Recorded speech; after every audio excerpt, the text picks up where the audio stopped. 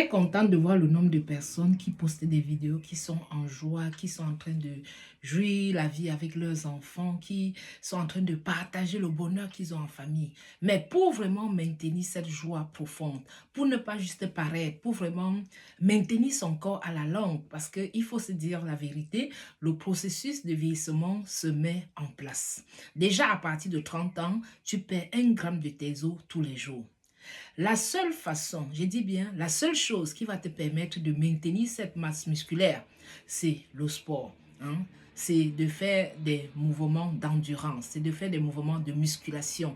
D'endurance pour garder ton cœur et la musculation pour solidifier les muscles, pour garder ton corps. C'est-à-dire, si tu touches ta main, si tu touches à ce niveau et le doigt va à l'intérieur, c'est que tu as un problème réel. Mais la bonne nouvelle, c'est que le corps réagit. Dès que tu passes à l'action, le corps réagit directement.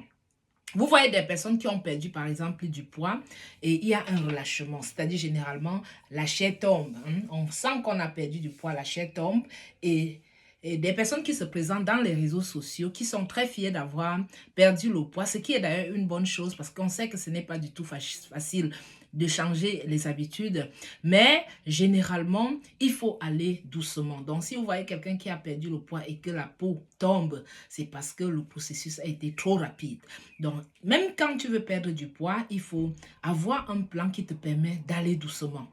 On conseille généralement de perdre 0,5 à 1 kg maximum, 0,5 à 0,8 kg de poids par semaine. Pourquoi? Parce que la perte rapide du poids va faire affaiblir le corps, c'est-à-dire qu'on va perdre beaucoup de muscles et la conséquence, c'est que vous allez voir la chair tomber au niveau du ventre, au niveau des bras.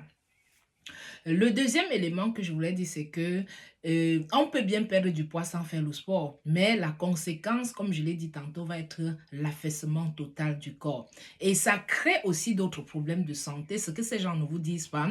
Ça crée un affaiblissement intérieur, même quand on a perdu. On a vu des personnes même qui, à la fin, ne sont plus fiers du résultat obtenu, malgré qu'ils aient perdu du poids.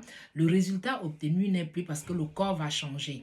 Donc, il est important à ce niveau de se fixer des objectifs à la longue parce que perdre du poids veut dire qu'on a décidé de changer la façon de manger, on a changé la façon d'être sédentaire. Donc, on va plus pratiquer des exercices physiques au début, mais peut-être 2 fois par semaine, mais à la longue, augmenter le nombre d'exercices physiques parce que faire des exercices, c'est comme manger et boire.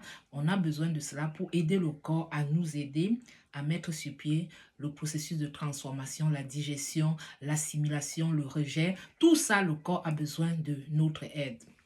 Donc, ceci devient une nécessité parce que les gens se disent faire du sport pour moi, je ne vois pas l'importance. Faire du sport, c'est pas perdre du poids. D'ailleurs, vous pouvez faire du sport et vous ne perdez pas du poids. La seule chose qui fait vraiment perdre du poids, c'est le changement au niveau de la nutrition. Donc, c'est les aliments que vous consommez qui vont vous permettre de perdre du poids. Peut-être peu de glucides, mettre l'accent sur plus de gras, mettre l'accent sur plus de légumes et mettre l'accent sur les protéines comme les œufs par exemple, comme le poulet, des viandes grillées et aussi regarder la qualité des huiles que nous consommons. Parce qu'on ne fait pas un changement de vie en 1 mois, en 2 mois, on arrête, non. On se décide de prendre des informations réelles qu'on va appliquer à la longue pour pouvoir maintenir sa santé, pour pouvoir maintenir son corps.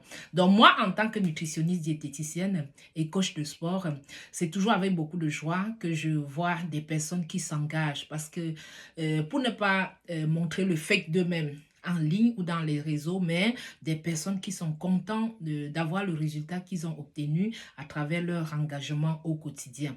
C'est ma passion en fait, quoi.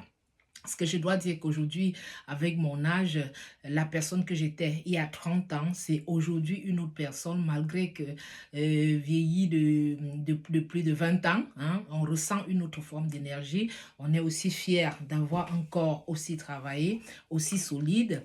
Et par là, on essaye de retarder aussi la vieillesse. Hein. On retarde la vieillesse parce que si on veut vivre longtemps, on veut vivre longtemps étant en santé et non vivre longtemps étant malade parce que ceci ne nous donnera aucune occasion de vraiment jouir de notre vie.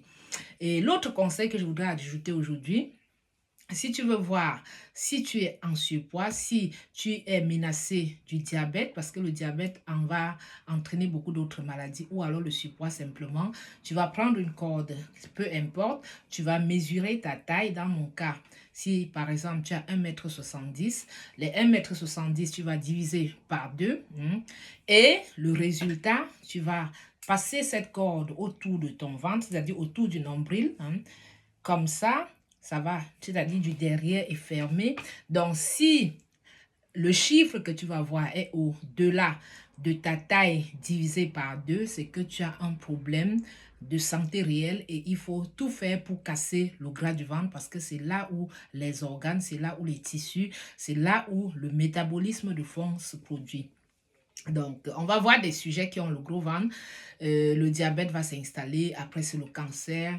Après, c'est des problèmes de digestion. Après, on ne se sent pas bien. Après, c'est les problèmes de genoux. Bref, le gras du ventre entraîne toute une série de maladies. Donc, tout faire pour combattre cela, pour vous permettre de pouvoir jouer votre vie, de pouvoir mener votre mission de vie. Parce que nous sommes sur cette terre. Ce n'est pas pour toujours, nous sommes des pèlerins. Dans le temps que la nature nous donne, que notre Dieu nous donne, le temps que nous avons à passer ici, il faut que nous marquons notre passage. Et la seule chose de marquer notre passage, c'est de maintenir d'abord sa santé, de se garder, parce que ceci, c'est la couverture.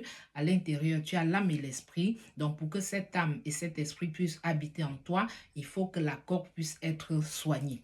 Donc, c'est le message que je vais vous donner aujourd'hui.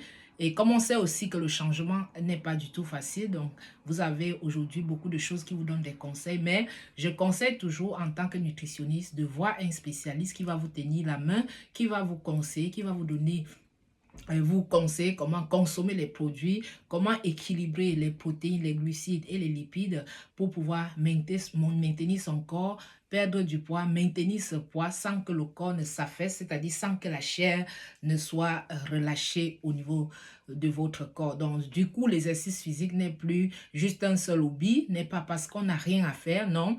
L'exercice physique, comme la nutrition, comme ce que vous mangez, comme de l'eau que vous buvez, deviennent une nécessité. Donc, il faut à tout prix le faire. Et si tu ne le fais pas, à un moment donné de la vie, tu seras obligé de rester assis parce que le corps ne blague pas.